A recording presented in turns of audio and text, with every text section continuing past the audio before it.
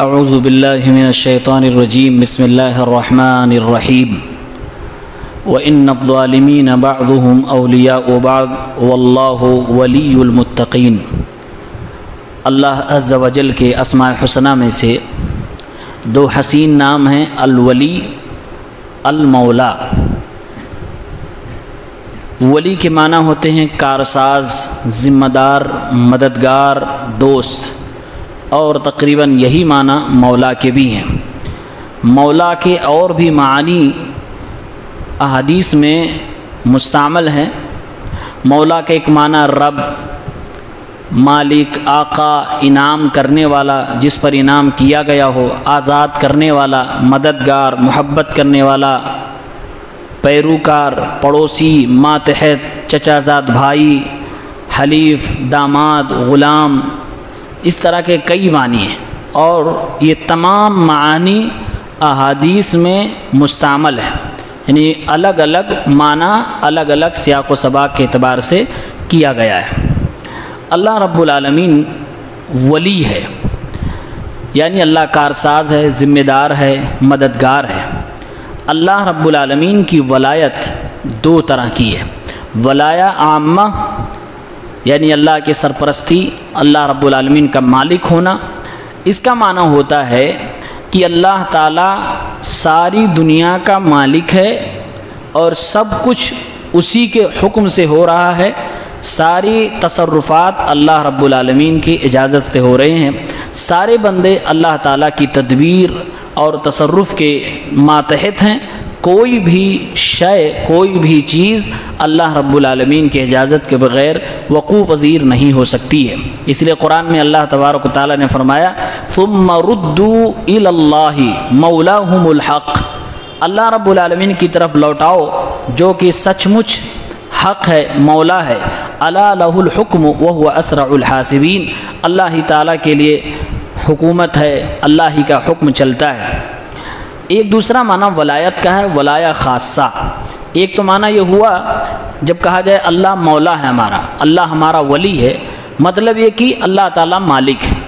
جب اس معنی میں ولی لیا جائے گا تو اس میں مومن اور کافر سارے کے سارے لوگ شامل ہیں، کیونکہ اللہ مومنوں کا بھی مالک ہے اور کافروں کا بھی مالک ہے۔ لیکن دوسری قسم ہے ولایت کی، ولایہ خاصہ، اور یہ قرآن کریم میں اکثر و بیشتر ذکر ہوا ہے۔ یہ ولایت خاص ہے متقیوں کے لیے اور مومنوں کے لیے۔ اسی لیے قرآن میں آپ پڑھتے ہوں گے، سورہ بقرہ میں ہے اللہ ولی الذین آمنوا، اللہ تعالیٰ ایمان والوں کا ولی ہے، ایمان والوں کا مددگار ہے، دوست ہے، کارساز ہے۔ یخرجہم من الظلمات، کارساز کیا کرے گا؟ اسے ظلمات سے نکالے گا، تاریکیوں سے نکالے گا اور روشنی کی طرف لے جائے گا۔ والذین کفروا اولیاءہم الطاغوت، اور جو کافر ہیں ان کے اولیاء، ان کا ولی طاغوت ہے۔ یخرجونہم من النور الی الظلمات، جو کہ انہیں روشنی سے نکال کر تاریکیوں کی طرف لے جاتے ہیں۔ اولئک اصحاب النار ہم فیہا خالدون، اور یہ جہنمی لوگ ہیں اور ہمیشہ اس میں رہیں گے۔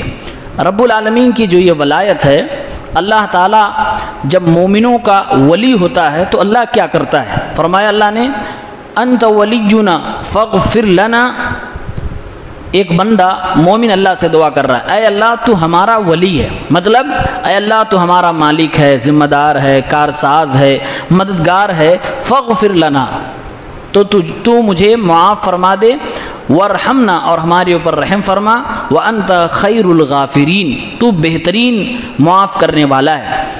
اللہ رب العالمین جب متقی لوگوں کا ولی ہوتا ہے تو اللہ تعالیٰ اپنے ولی بندوں کی ان کے دشمنوں کے خلاف مدد فرماتا ہے۔ سورہ بقرہ کی آخری آیت ہے انت مولانا، اے اللہ تو ہمارا ولی ہے، تو ہمارا مولا ہے، فانصرنا علی القوم الکافرین، تو ہماری مدد فرما کافر قوم پر۔ مولانا کا معنی اے اللہ تو ہمارا مالک ہے، اے اللہ تو ہمارا مددگار ہے، تو ہمارا کارساز ہے۔ یہ مولا سے مولانا بنا ہوا ہے۔ مولا کے معنی جیسے کہ میں نے بتایا بہت سارے معنی ہیں، 14-15 معنی ہیں، ان میں سے ایک معنی مالک، مددگار و کارساز بھی ہے۔ اسی لیے جب غزوہ احد ہو گئی اور مسلمان ظاہراً اس میں ہار گئے تو تو ابو سفیان رضی اللہ عنہ جو اس ٹائم مشرک تھے، انہوں نے مسلمانوں کو چڑھانے کے لیے ایک نعرہ دیا اور کہا لنا العزا ولا عزا لکم، عزا ایک بت کا نام ہے، کہا عزا ہمارا ہے، تمہارا تو کوئی عزا نہیں ہے، اور اس پر انہوں نے فخر کیا، ایک بت پر فخر جتلاتے ہوئے مسلمانوں کو مخاطب کرتے ہوئے نعرہ لگایا۔ تو اللہ کے نبی صلی اللہ علیہ وسلم نے صحابہ سے بیان فرمایا کہ اس شخص کو جواب دیا جائے۔ صحابہ نے پوچھا اللہ کے نبی اس نعرے کے بدلے میں ہم کون سا نعرہ دیں، کیسے جواب دیں؟ اللہ کے نبی نے فرمایا کہو اللہ مولانا ولا مولا لکم، اللہ تعالی ہمارا مالک ہے، مددگار ہے، کارساز ہے، تمہارا کوئی مولا نہیں ہے، تمہارا کوئی مددگار نہیں ہے۔ تو اللہ کے نبی نے یہ نعرہ دیا۔ اسی لیے اللہ تعالیٰ مومنوں کا مددگار ہے، مالک ہے، کارساز ہے، یہ اللہ کا ایک احسان ہے مومنوں پر۔ قیامت کے دن اللہ تعالیٰ اس احسان کو جتلائے گا۔ قرآن میں کہا گیا لہم دار السلام عند ربہم، نیک لوگوں کے لیے دار السلام یعنی جنت ہے اپنے رب کے پاس، وَهُوَ وَلِيُّهُمْ بِمَا كَانُوا يَعْمَلُونَ، وہ رب ان کے اعمال کا کارساز ہے، ولی ہے۔ اس لیے قرآن میں کہا گیا ان الذین قالوا ربنا اللہ ثم استقاموا، جو لوگ ایمان والے ہوتے ہیں اور جم کے ایمان پہ رہتے ہیں وہ جنت میں جائیں گے۔ ان سے اللہ تعالیٰ کہے گا نحن اولیاؤکم فی الحیات الدنیا وفی الآخرہ، ایک روایت کے مطابق فرشتے کہیں گے اور ایک روایت کے مطابق اللہ تعالیٰ یہ بات کہے گا کہ ہم تمہارے ولی تھے دنیا کی زندگی میں بھی اور آخرت کی زندگی میں بھی، یعنی ہم تمہارے دوست ہیں، تمہارے مددگار ہیں۔ یہ مومنوں کے لیے ولایا خاصہ ہے۔ اب یہاں ایک بات سمجھنے کی ہے کہ اللہ تعالیٰ قرآن کریم میں ایک جگہ یہ کہہ رہا کہ کافروں کا ولی شیطان ہے، کافروں کا ولی طاغوت ہے، اور ایک جگہ اللہ فرما رہا ہے کہ یہ مشرکین اللہ کو چھوڑ کر دوسرے کو اپنا ولی بنا رہے ہیں، جبکہ ولی حقیقت میں ہوں۔ جیسے کہ قرآن میں اللہ نے کہا ام اتخذوا من دونہ اولیاء، یہ مشرکین اللہ کو چھوڑ کر کسی اور کو اپنا ولی بناتے ہیں۔ فاللہ هو الولی، جبکہ اللہ رب العالمین ہی ولی ہے، کارساز ہے۔ وہو یحیی الموتى، وہی مردوں کو زندہ کرتا ہے۔ وہو علی کل شیء قدیر، اور ہر چیز پر قدرت رکھنے والا ہے۔ ایک طرف اللہ تعالیٰ فرما رہا ہے کہ کافروں کا ولی شیطان ہے، طاغوت ہے، اور ایک جگہ اللہ فرما رہا ہے میں ہی حقیقت میں ولی ہوں۔ تو کیا مطلب ہے؟ کون سی ولایت کا انکار کافروں کے لیے کیا جا رہا ہے؟ تو اس کا جواب علماء کرام نے دیا ہے کہ اللہ تعالیٰ کافروں کا بھی ولی ہے، اس معنی میں کہ اللہ کافروں کا بھی مالک ہے، یہ بات صحیح ہے، لیکن اللہ کافروں کا مددگار ہے، اس معنی میں اللہ کافروں کا ولی نہیں ہے۔ کافروں کا دوست ہے، اس معنی میں اللہ کافروں کا ولی نہیں ہے۔ اللہ تعالیٰ نے جس ولایت کا کافروں سے انکار کیا ہے وہ ولایت محبت والی ولایت ہے، وہ توفیق والی ولایت ہے، وہ مدد کرنے والی اور تائید کرنے والی ولایت ہے۔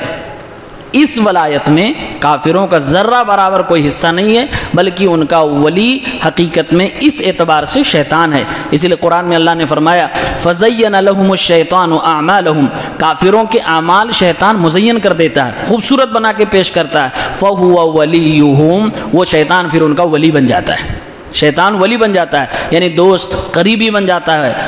اليوم ولہم عذاب علیم، فرمایا اللہ تعالیٰ ایسے کافروں کے لیے، ایسے مشرکوں کے لیے عذاب علیم، دردناک عذاب ہے۔ اللہ تعالیٰ قیامت کے دن کہے گا فَالْيَوْمَ لَا يُؤْخَذُ مِنْكُمْ فِدْيَةٌ وَلَا مِنَ الَّذِينَ كَفَرُوا، کہ آج کے دن تم میں سے کوئی فدیہ نہیں لیا جائے گا اور نہ ہی کافروں سے کوئی فدیہ لیا جائے گا۔ مَأْوَاكُمُ النَّارُ، تمہارا ٹھکانہ جہنم ہے۔ ہِیَ مَوْلَاكُمْ، یہ جہنم جو ہے تمہاری مولا ہے، تمہاری مولا ہے، تمہاری ولی کون ہے؟ جہنم ہے۔ شیطان تمہارا ولی، جہنم تمہارا ولی، وبئس المصیر، اور یہ بہت برا ٹھکانہ ہے۔